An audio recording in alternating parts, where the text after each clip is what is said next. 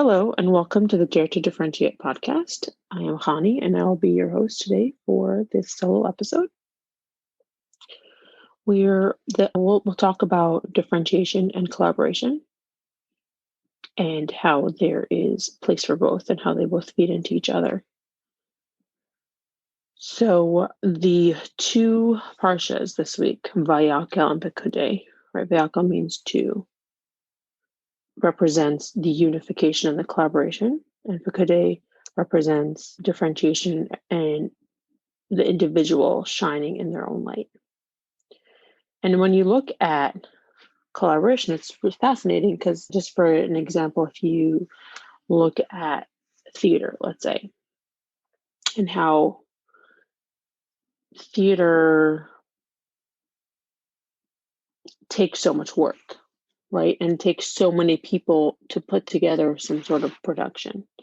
And each of the people who are involved and are collaborating need to be at their best, at their playing their best game, right? So they need to be putting their best foot forward. So the actors need to be put their best foot forward. They need to practice. They need to train their voices. They need to, kind of practice, how they want to be seen, and how the appropriate way for them to be presented, as well as the costumes and the scenery, like the costume, the people who are making the costumes.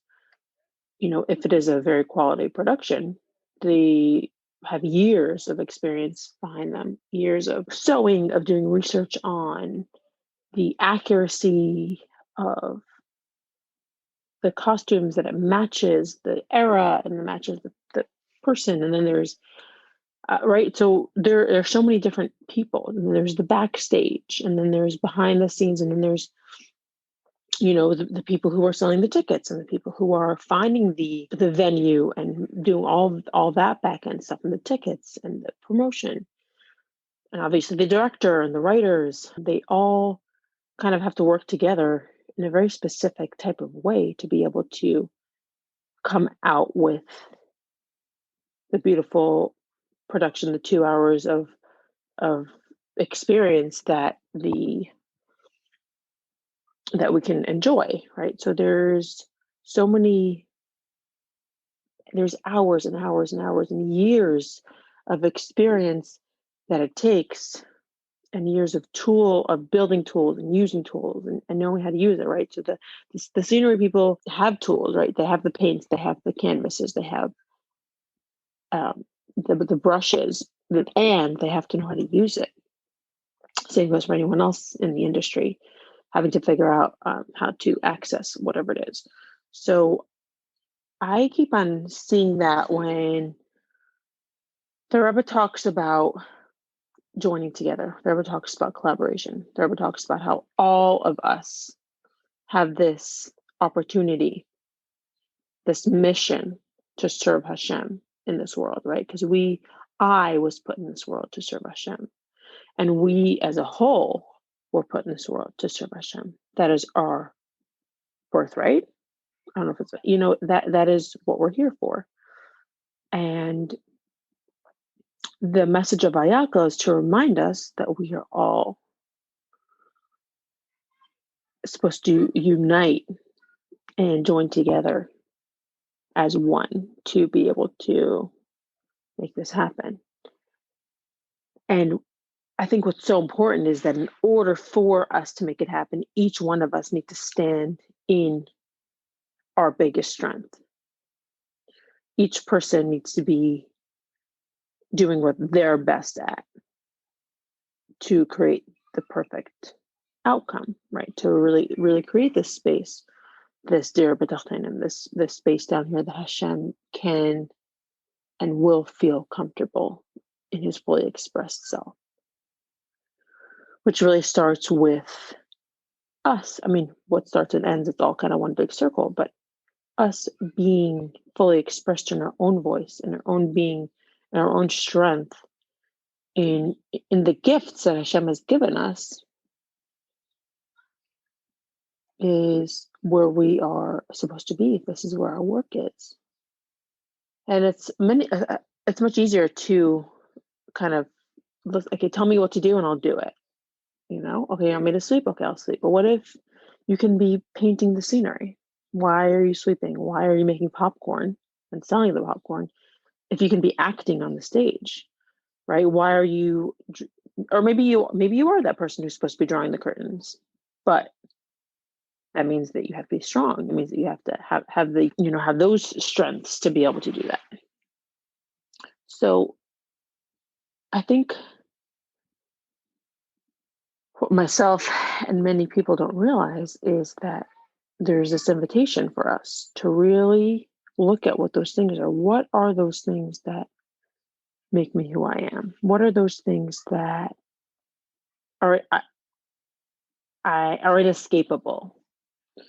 What are those things that I have been trying to run away from for the entirety of my life, right? What are those things that I wish were different? What if I looked at them and be like, hey, this is a tool. This is a paintbrush. This is a sewing machine. This is a scissor. This is, stage makeup. This is something that maybe out of context seems totally, unnecessary or destructive. And if I can see it as something that is a tool in my toolbox in the service of Hashem, in this creation of this incredible production of this space in this universe, in the lowest part of the universe that Hashem can dwell. When we talk about Dir B'Tachtonim, we talk about in the lowest parts, in those places that we're so busy trying to escape because it doesn't feel like Hashem is there. No, we're going to go there and we're going to be like, hey, we're going to shine a light and be like, yes, Hashem is here. And that's where the work is, not to escape from those things and to be fully sober, fully aware, shine a light and say, in this little corner, in this little shadow, Hashem is here. So I just want to encourage everybody to ask some of those questions. Where am I making costumes which are totally lopsided when I could really be painting scenery? Where am I writing when I really need to be acting? Where I, schlepping props where I really should be, I don't know, maybe in a dance or something. So these are questions that I think need to be asked every day, which kind of brings us back to another theme that Hashem, we are every single morning. What do we wake up with? We wake up with Maidani. We thank Hashem for turning our spirit, our souls back to us. And this is something that happens immediately when we wake up. There's nothing that can kind of get in the way, and it doesn't matter about what happened during the rest of the day. It doesn't matter what will happen. It doesn't matter. Nothing can get in the way of my relationship with Hashem. And this is so deeply connected to the other piece of the Parsha, which is Parsha Shkalim, when every Jewish person is obligated to bring a machatzis shekel, half a shekel, to the Beis Hamikdash, right? And it's part of the census.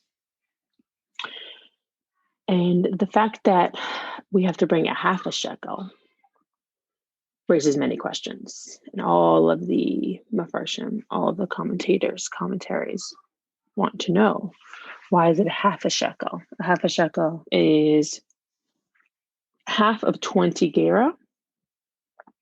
So each person needs to bring 10 gera. So it's quite fascinating because when you have two halves, which on some level have a level of wholeness to them. And then when you bring it together, the two halves, they become even a greater whole. So 10 gera represents the Esther spheres, which is the makeup of the way Hashem is manifested in this world. Okay, that's Esther sphere. So that's Hashem's coin. And then there's our coin, which is made up of the Esther, Chachas Nefesh, our 10 attributes of our existence, right? So that's Chesed, Chachma Bina Das, Chesed, Kavod, Tiferes, Nesach, Yesod, and Malchus. And that is the makeup of who we are, the 10 Chachas Nefesh. And so, in addition to being a half of another Jewish person, which we'll get to in a minute, we are also half of Hashem. So the first thing when we wake up in the morning is like, I'm here, I'm fully present, ready to jump into my day.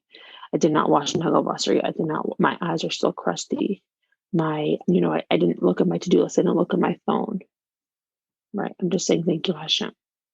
I am complete in my being. Hashem is complete, and we are kind of completing. Sorry, I'm not complete. I'm half, and then Hashem completes me. And then there's the other element of obviously me being half and then another Jew completing me. And this could be right. So I bring half a shekel and another Jewish person brings half a shekel, and then we make a whole shekel. This person that I am collaborating with, that I am joining the other half shekel, can very well be a Jewish person that is on the other side of the world. I was thinking about it because what does it mean to be on the other side of the world? What does it look like? Me and another Jew. There could be someone who is in my circle, let's say in my circle of friends, who is on the other side of the world, the other side of the spectrum politically, right? There could be another person who is close to me, who is emotionally, maybe physically close with me, but emotionally on the other side of the world. We have a lot of ways that we can be on the other side of the fence, other side of the spectrum, other side of the, now there's all these different different opinions or political opinions that can really be very, very, very divisive. I just want to end off by saying that this message of uniting with somebody who's on the other end of the spectrum, and see if we can ask questions and see if we can explore where are the ways that we're connected. Thank you so much for listening and for engaging in this content.